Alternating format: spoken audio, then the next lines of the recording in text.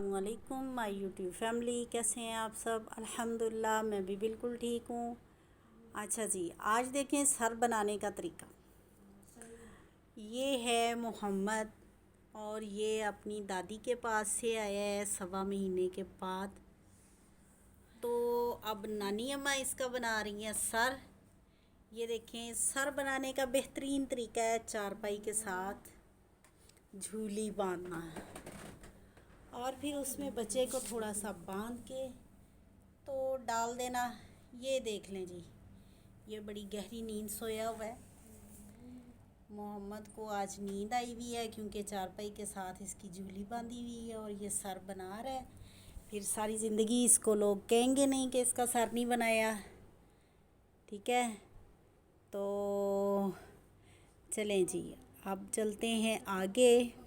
तो अब है मोहम्मद का एप्पल टाइम। मतलब मोहम्मद तो नहीं खाएगा, लेकिन मोहम्मद की अम्मी खाएगी, मोहम्मद की नानियाँ खाएंगी और ये फिर मोहम्मद का एप्पल टाइम हो जाएगा। तो अब हम इनकी कटिंग करते हैं और खाते हैं और फिर उसके बाद आपसे बात होती है जी। ये देखें ज़रा, मोहम्मद आपको सलाम पेश कर रहा है और दिल से सलाम पेश कर रहा है। ये देख लें आप, वो आपको दिल से सलाम पेश कर रहा है। और ये देखें, आहिस्ता आहिस्ता नीचे लेके जा रहा है हाथ और ये ले गया वो नीचे। और इस वक्त ये बैठा है पार्क में। यहाँ पे बहुत हब्स है, यहाँ पे बहुत गर्मी है, तो हम लोग भी इसके साथ बैठे हैं। लेकिन अब जल्द अंदर जाने वाले हैं क्योंकि लाइट नहीं थी, तो हमने सोचा चलो बाहर जाके पार्क में बैठते हैं। लेकिन बारिश हुई है कल, उस वजह से काफ़ी हब्स और गर्मी है।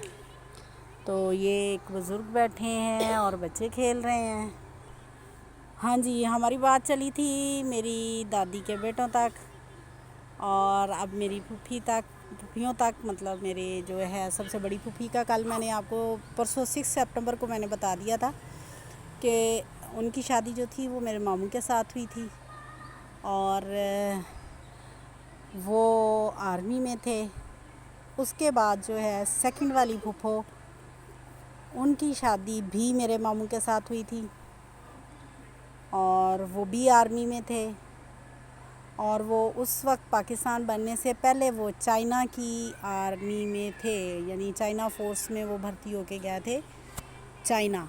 जब पाकिस्तान बना है ना, तो वो उधर ही थे।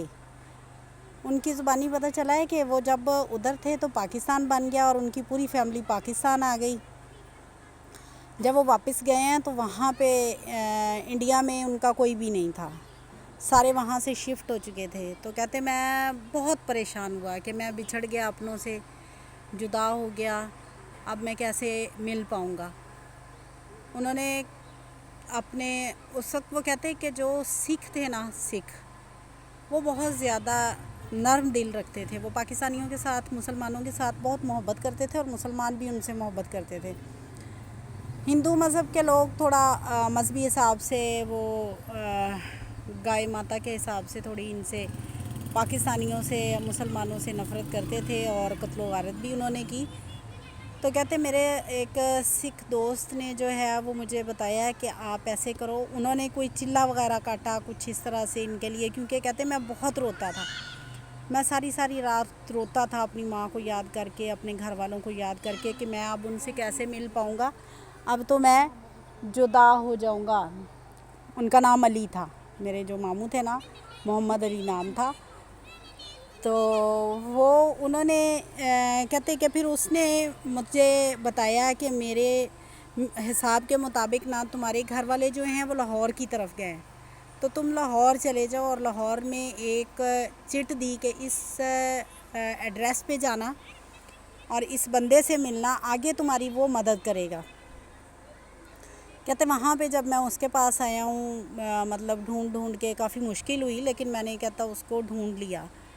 तो उसने मुझे बताया कि आपका, मैंने हिसाब लगाया उस वक्त, देखें कि वो, मतलब मैं हैरान थी उनकी बात सुन के, यकीन भी नहीं आ रहा था। अभी उनके डेथ को हो गया साल हुआ है, 2 साल हो गए उनकी डेथ को।